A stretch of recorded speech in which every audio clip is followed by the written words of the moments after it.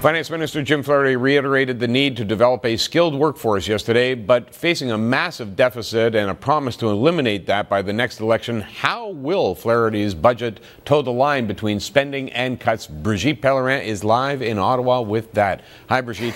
Good morning to you, Pat. I'm trying to work out my bigger and even angrier eyes. Running out of bigger eyes now.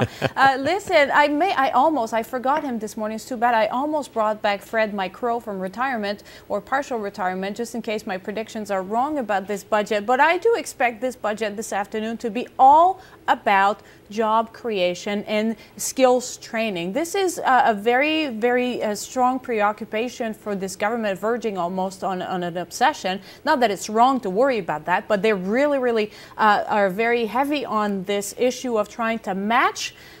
You have jobs available and people not out of job, and trying to match both. They also are very preoccupied with the manufacturing sector along with infrastructure. Now, infrastructure, that's pretty simple, but the manufacturing sector, we do know that certainly in places like Ontario, that is a big issue and an important one. And yesterday, again, the Minister of Finance, Jim Flaherty, while he was buying his shoes, did talk about this a little bit, and he didn't give much detail, but apparently manufacturing is also going to be in the budget. Take a listen to what the minister had to say yesterday. We're going to talk about manufacturing in the budget and some specific measures that we're going to take, particularly to help manufacturing enterprises in Canada, including Ontario, which is a very important place for manufacturing in Canada.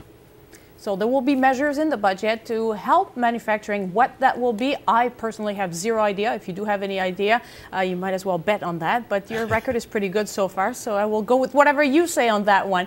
Before we get to the job creation part, though, I just wanted to mention this year's shiny little distraction for everybody. It's been leaked yesterday. It's in the papers this morning. It's going to be a bit of a break for parents who buy hockey equipment for their children. Apparently, there's going to be a drop in the tariff on hockey equipment. The details, again, they're a little bit sketchy, but it's looking like the feds will actually cut that tariff a little bit. So parents who buy hockey equipment, there was a study done that showed that it costs about $200 more to equip a child for hockey in Canada than in the United States. Well, you are about to get a break on that one. That may or may not make you forgive the Conservative government for not tackling the deficit and the debt any more seriously than they should. And on that note, here's what I expect is going to happen tomorrow, this afternoon, sorry, Pat, and why I think my prediction is going to be fairly right, in that they will associate job creation with the way to erase the deficit. And I know on this one you and I don't always see eye to eye, Pat, but